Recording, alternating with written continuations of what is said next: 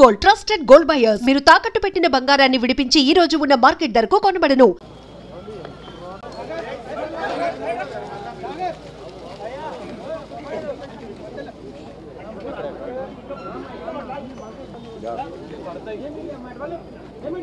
ఈరోజు నిజంగా బ్యాడ్. నాకు నేను బాబాయ్ అని ఆప్యాయంగా పిలుచుకునే వ్యక్తి సీతారత్నం గారి అబ్బాయితో మా ప్రస్థానం స్టార్ట్ అయింది. నా సెకండ్ ఫిలిం. అక్కడి నుంచి ఎన్నో సినిమాలు ఆయనతో ఉన్న నాకు అనుబంధం కానీ ఒక ఫ్యామిలీ పర్సన్గా మొన్న కూడా ఈ మధ్య కూడా ఎప్పుడు కూడా ఫోన్లో మాట్లాడుకుంటూ ఆయన ఆరోగ్యం బాగోలేదు అని తెలిసి కూడా ఎప్పుడు మాట్లాడుతూ ఉంటాం. బాబాయ్ బాబాయ్ అని ఆప్యాయంగా పిలుచుకునే వ్యక్తి ఈరోజు గొప్ప ఆర్టిస్టు లేరు అనేది నిజంగా జీర్ణించలేకపోతున్నాం.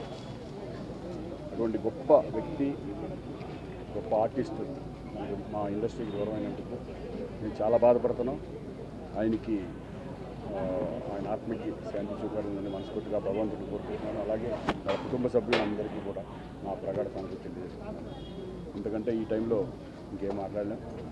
ఎందుకంటే రెగ్యులర్గా ఎప్పుడు కూడా మాట్లాడుకునే వ్యక్తి ఈరోజు మా దగ్గర లేడనే బట్టి చాలా బాధగా ఉంది.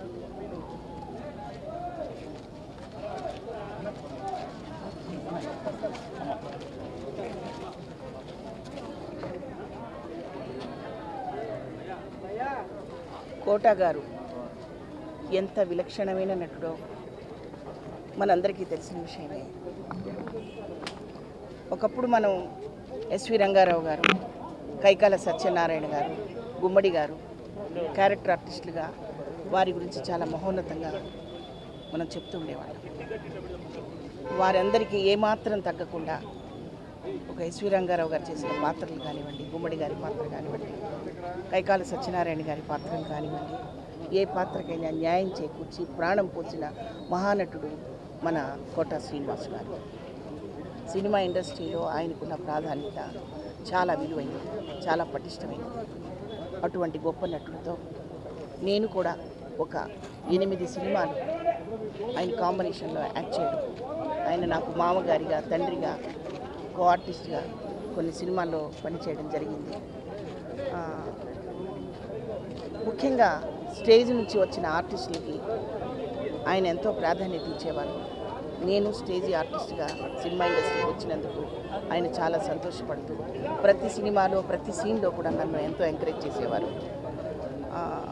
ముఖ్యంగా తెలుగు కళాకారులకి ప్రాధాన్యత ఇవ్వలేదు అనే విషయంలో ఆయన ఎంతో అసంతృప్తి పడుతుండేవారు. పోరాడారు. ఆ పోరాటంలో ఎంతవరకు సక్సెస్ అయ్యామనేది మనందరికీ తెలుసు. ఆయన లేని లోటు మాత్రం మేమందరం